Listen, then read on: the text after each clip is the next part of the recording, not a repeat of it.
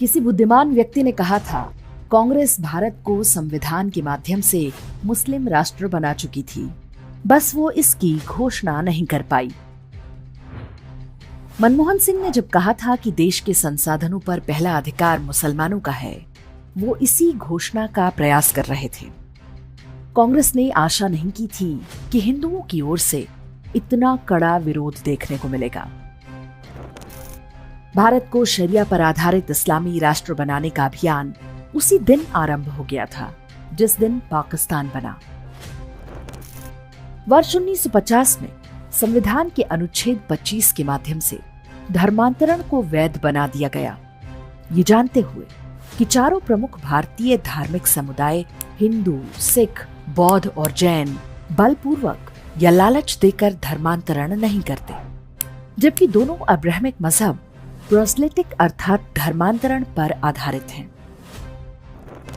कांग्रेस ने अनुच्छेद 28 के माध्यम से हिंदुओं को धार्मिक शिक्षा देने का अधिकार छीन लिया, लेकिन अनुच्छेद 30 बनाकर मुस्लिमों और ईसाइयों को मजहबी शिक्षा देने की छूट दे दी। कोई और देश होता तो इसे धार्मिक अत्याचार की श्रेणी में रखा जाता।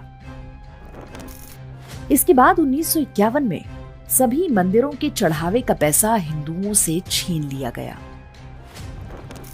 कांग्रेस सरकार ने हिंदुओं पर तो सेकुलर कानून थोप दिया, लेकिन मुस्लिम और ईसाई पर्सनल लॉ को छुआ तक नहीं। उन्हें बहुविवाह की छूट दी गई ताकि वे तेजी से जनसंख्या बढ़ा सके। 1954 में स्पेशल मैरिज एक्ट लाया गया ताकि मुस्लिम लड़के आसानी से हिंदू लड़कियों से शादी कर सकें। फिर फिल्मों और साहित्य के माध्यम से इसे ग्लैमराइज किया गया।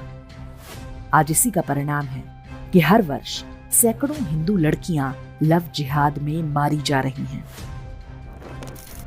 वर्ष 1975 भारत को मुस्लिम राष्ट्र बनाने की दिशा में सबसे महत्वपूर्ण था, जब आपातकाल लगाकर संविधान में सेक्युलरिज्म शब्द जोड़ दिया गया। वर्ष 1991 में सोनिया गांधी के दबाव में अल्पसंख्यक आयोग बना, जबकि किसी सेकुलर देश में मजहबी पहचान के आधार पर विशेषाधिकार नहीं हो सकते। इसके बाद ही मुसलमानों के लिए विशेष अनुदानों की भरमार हो गई। वर्ष 1992 में कांग्रेस ने पूजा स्थल अधिनियम बनाकर एक झटके में 40,000 मंदिरों पर हिंदुओं के दावे को समाप्त कर दिया। वर्ष 1995 में कांग्रेस ने वक्फ कानून बनाकर मुसलमानों को यह अधिकार दे दिया कि वे जब जहां चाहें हिंदुओं की भूमि छीन सकते हैं। इसके विरुद्ध कोई कोर्ट में अपील नहीं कर सकता। वर्ष 2007 में कांग्रेस ने सुप्रीम कोर्ट में हलफनामा दिया कि राम एक काल्पनिक चरित्र थे, इसलिए राम सेतु को तोड़ दिया जाना चाहिए। इसके बाद कांग्रेस ने हिंदुओं को आतंकवादी साबित करने पर पूरी शक्ति लगा दी।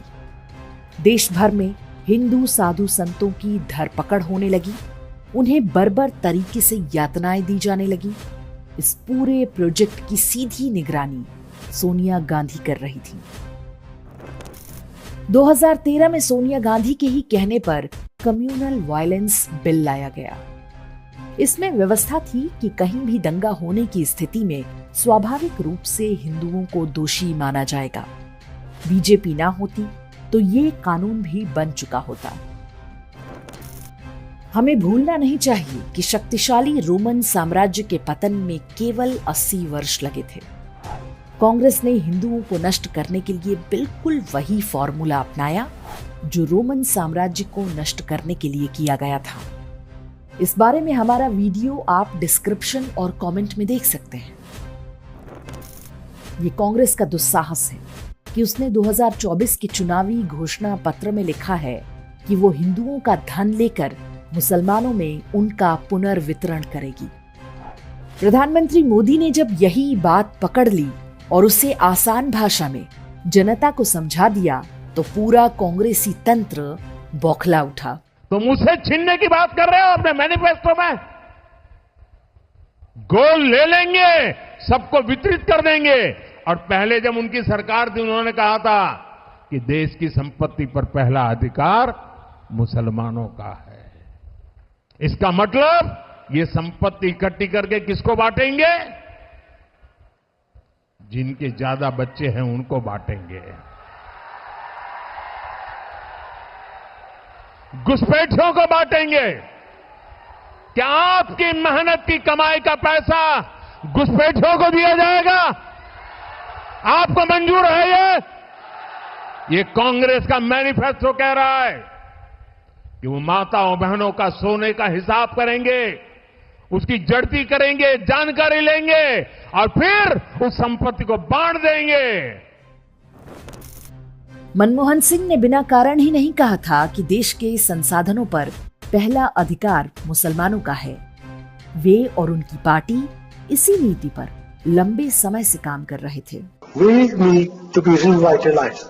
We will have to devise innovative plans to ensure that minorities, particularly the Muslim minority, are empowered to share equitably in the fruits of development.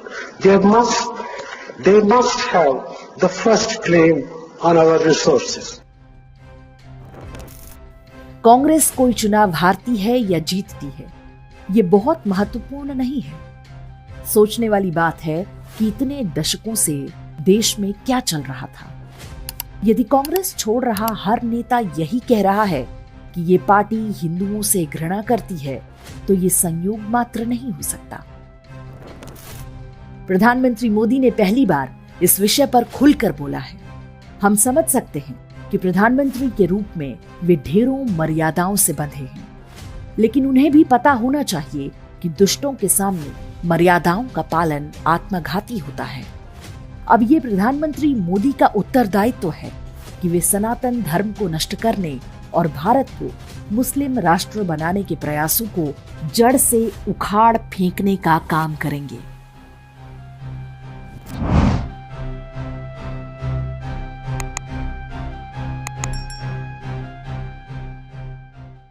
Index online के वीडियो समाज को समर्पित हैं। आप इनको डाउनलोड करके जैसे चाहे वैसे प्रयोग कर सकते हैं। चाहे तो आप हमारे टेलीग्राम चैनल से जुड़ सकते हैं। वहां सारे नए पुराने वीडियो आपको मिल जाएंगे। हमारे सोशल मीडिया लिंक हर वीडियो के डिस्क्रिप्शन में होते हैं। हमारा एकमात्र उद्देश्य हिंदू समाज को जागृत और एकजुट करना है। इसमें सहभागी बने। धन्यवाद।